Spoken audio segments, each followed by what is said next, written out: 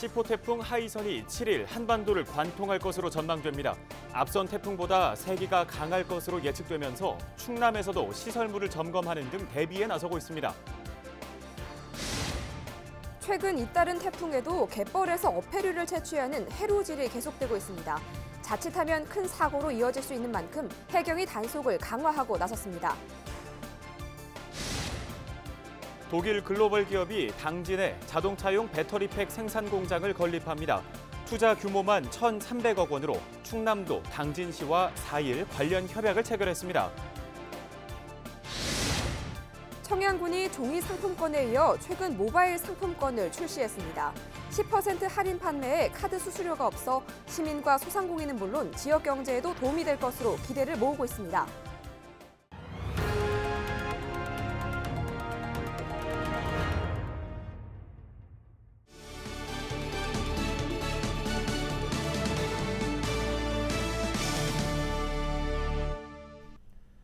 시청자 여러분 안녕하십니까? 헬로티비 뉴스 충남 시작합니다. 제10호 태풍 하이선이 7일 한반도를 관통할 것으로 전망되면서 충남 지역도 대비 강화에 나섰습니다. 충남도와 각 시군은 재난 상황 대응 계획을 수립하고 강풍에 취약한 시설물 점검에 들어갔는데요. 또 집중호우에 대비한 빗물 펌프장과 저류시설, 마을 방송 등 재난 예경보 시설이 이상이 없는지 살펴보고 있습니다. 충남도 교육청도 현재 등교 수업이 이루어지고 있는 만큼 재난 상황 관리 전담반을 편성해 학교 안전을 위한 비상근무 체계에 돌입합니다. 태풍 마이삭이 지나가자마자 제10호 태풍 하이선이 한반도를 향해 올라오고 있습니다. 다음 주 월요일 우리나라에 상륙할 것으로 예상됩니다. 김승배 한국기상산업협회 본부장과 연결해 자세한 이야기 나눠보겠습니다. 네, 본부장님, 제10호 태풍 하이선이 한반도 정중앙을 관통할 것으로 예상되는데요. 예상 진로가 궁금합니다. 언제가 가장 고비일까요? 네, 이 태풍 하이선은 현재 매우 강한 세력으로 발달하고 있습니다. 이 태풍이 제주도 동쪽에 위치하는 시점이 7일 월요일 오전 9시경으로 예상하는데 그때부터 내륙 입장에서 보면 7일 낮 12시를 전후해서 이 태풍이 남해안 어딘가에 상륙할 것으로 예상합니다. 네, 이 역대급 초강력 태풍이라고 예측을 하고 있는데 하이선의 특징을 좀 짚어주셨으면 좋겠고요. 한반도를 지나갔던 역대급 태풍 루사 그리고 매미와 비교했을 때는 어떤가요? 네, 그 진로는 같지 않지만 2003년도 태풍 매미, 2002년도 태풍 루사와 비교할 때 이 태풍이 가장 발달하는 6일경에 중심 부분 기압이 920 헥토파스칼까지 떨어질 것으로 전망이 되기 때문에 2002년도 태풍 루사와 2003년도 태풍 매미와 비교해서 우열을 다투기는 어렵지만 그 정도로 매우 강력한 태풍이 다가오고 있다. 이렇게 예상을 해야 되겠습니다. 네, 강력한 태풍으로 예상돼 철저한 대비가 필요해 보이는데요. 이번에도 비가 많이 내리고 바람도 강할까요? 네, 태풍이 접근할 때 뭐 비태풍이냐 바람 태풍이냐를 따지는 건 저는 이제 개인적으로 의미가 없다고 생각하는데 이 태풍 하이선의 그 구름 사진 영상을 볼 때 상당히 그 규모가 큰 그런 태풍이기 때문에 그 많은 수증기를 포함하고 우리나라에 접근할 것으로 보입니다. 중심 부근에서는 초속 50m가량의 강한 바람이 불고 있기 때문에 비와 강한 바람이 우려되는 태풍입니다. 네, 이 10호 태풍 하이선 지금 올해 우리나라에 네 번째로 직접적인 영향을 미치는 태풍인데 이번 가을에 태풍이 또 얼마나 더 우리나라를 강타할까요? 네, 이 태풍이 우리나라에 직접적인 영향을 준 그 5호 장미, 8호 바비, 9호 마이삭 이 10호를 앞두고 있는데 이게 우리나라에 관통한다면 직접적으로 영향을 준 네 번째 태풍으로 기록이 될 것 같습니다. 작년에는 7월에 1개, 8월에 3개, 9월에 3개, 합이 7개 태풍의 영향을 받은 해로 기록이 됐는데 올해는 이 하이선의 직접적인 영향을 받으면 4개로 기록이 될 것 같고 앞으로 적어도 9월 말 또는 10월 상순까지는 우리나라에 언제든지 태풍이 올 수 있는 그런 조건 속에 있기 때문에 이 10호가 지나고 난 뒤에도 한두 개의 태풍은 더 올 가능성이 여전히 남아 있습니다. 네, 큰 피해 없도록 철저한 대비가 필요해 보입니다. 오늘 관련 말씀은 여기까지 듣겠습니다. 지금까지 한국기상산업협회 김승배 본부장이었습니다. 다음 소식 전해드립니다. 충남 서해안에는 갯벌에서 어패류를 채취하는 이른바 해루질을 즐기기 위한 사람들의 발길이 이어지고 있습니다. 그런데 최근 잇따른 태풍에도 위험천만한 해루질이 계속돼 해경이 단속을 강화하고 나섰습니다. 한범호 기자입니다. 태풍 마이삭이 한반도에 상륙했던 지난 2일 밤, 비바람이 몰아치는 가운데 두 사람이 바다 쪽으로 가까이 다가갑니다. 그리고는 잠시 뒤 불빛을 비추며 바위 주변을 살피기 시작합니다. 바닷물이 빠진 갯벌에서 조개와 문어 같은 어패류를 잡는 해루질에 나선 겁니다. 더욱 거세진 강풍에도 아랑곳하지 않고 이들의 해루질은 계속됩니다. 비슷한 시각 또 다른 해수욕장. 이곳에서도 해루질이 한창입니다. 어둠 속에 불빛이 쉴 새 없이 움직입니다. 이날 하루 태안에서 해루질을 하다 발견된 사람만 8명. 이들은 해경이 제지를 하고 나서야 밖으로 빠져나왔습니다. 비일비재하다니까 가지 말라고 할 때는 가지 말아야죠. 이 사람들이 자신들이 이 바다를 지역 주민보다 더 잘하는 것처럼 생각이 오해예요. 지역 주민들은 만개 끼고 그러면 안 가요 거기. 자기들도 찾아 나오기 어렵기 때문에. 그런데 이 사람들은 아주 자신만만해요. 해루질은 순환사고로 이어지는 경우가 많아 각별한 주의가 필요합니다.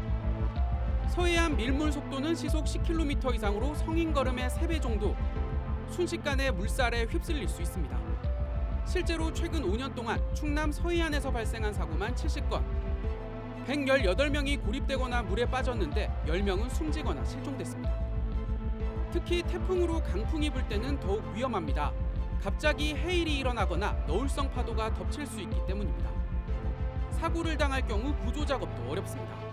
태풍 시 해안가 활동은 높은 파도와 강한 비바람에 휩쓸려 사망 등 인명사고로 이어질 수 있는 가능성은 더더욱 높아집니다. 또한 사고 발생 시 우리 해양경찰의 함정이나 민간 구조선 등 구조 세력의 활동 전개에 있어서도 많은 어려움이 발생됩니다. 마이삭에 이어 10호 태풍 하이선이 다가오는 상황. 무분별한 해루질이나 해양 레저 활동은 목숨을 위협할 수 있습니다. 헬로티비 뉴스 한보호입니다. 다음 소식입니다. 충남도와 당진시가 독일의 글로벌 기업으로부터 1,300억 원 규모의 투자를 유치했습니다. 충남도와 당진시는 4일 충남도청에서 베바스토 대표 등 기업 관계자들과 비대면 화상 연결을 통해 투자 협약을 체결했는데요.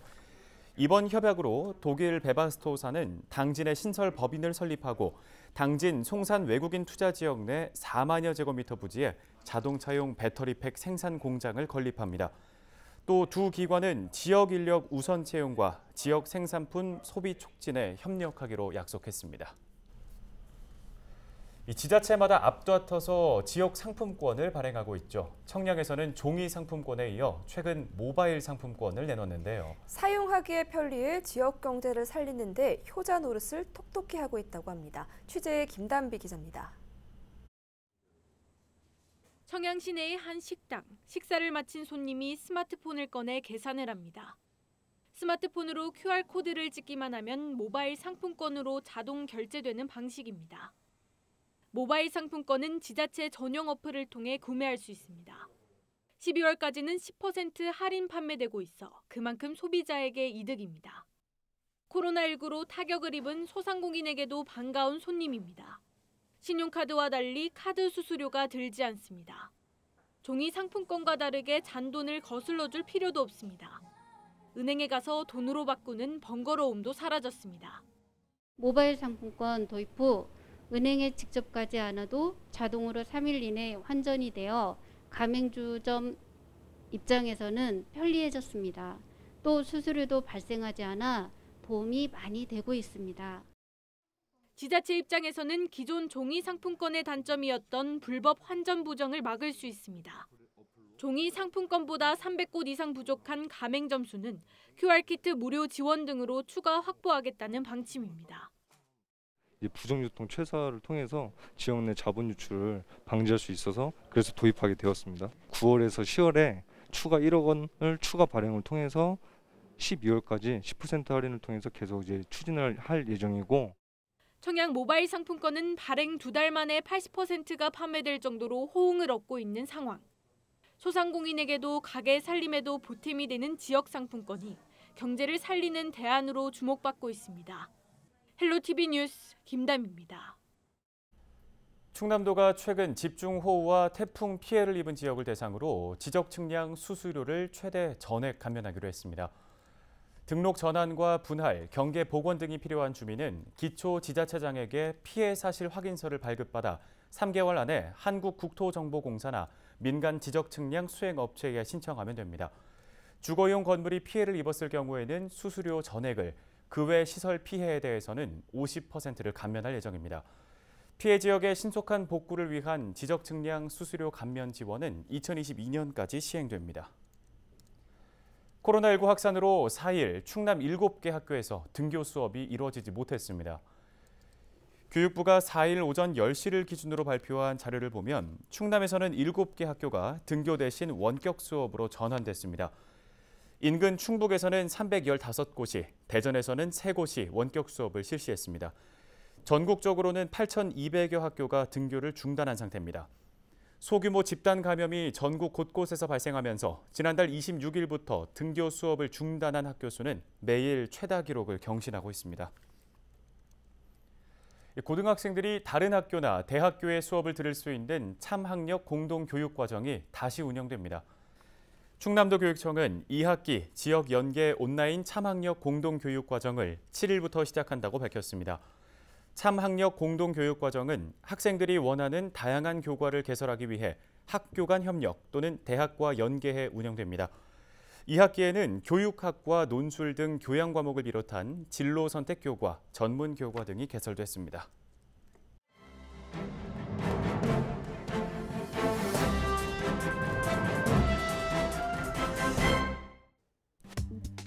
신문브리핑 충청투데이 기사입니다. 코로나19 확산으로 고강도 사회적 거리두기 2단계가 실시 중인 가운데 대형 마트도 고위험시설로 분류해야 한다는 목소리가 나오고 있습니다. 지자체, 방역당국 등에 따르면 거리두기 2단계 지침에 따라 대형 마트 등은 필수 산업시설로 분류돼 고위험시설군에는 제외돼 있는데요.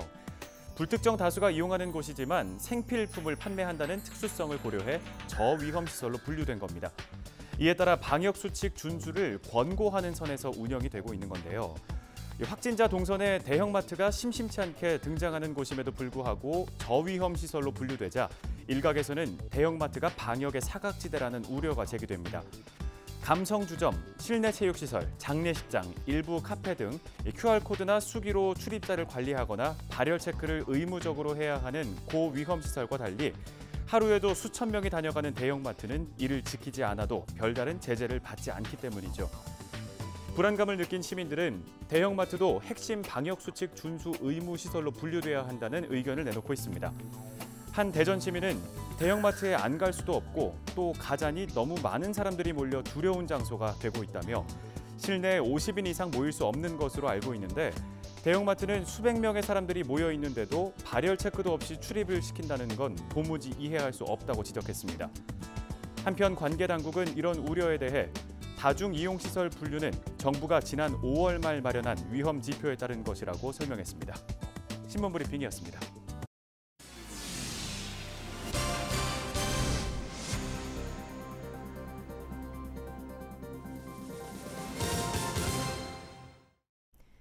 다음 소식입니다.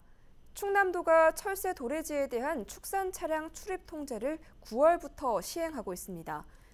도는 겨울 철새 이동에 따른 고병원성 조류 인플루엔자 전파 가능성이 높아지면서 철새 도래지 축산 차량 출입 통제를 지난해보다 2달 앞당겼다고 밝혔습니다.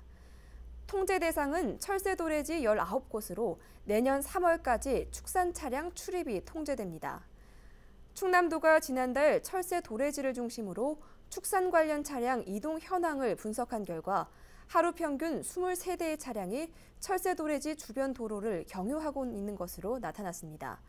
또 도 자체 조류 인플루엔자 역학조사에 따르면 축산 차량이 바이러스 유입 원인 가운데 가장 높은 것으로 추정됐습니다.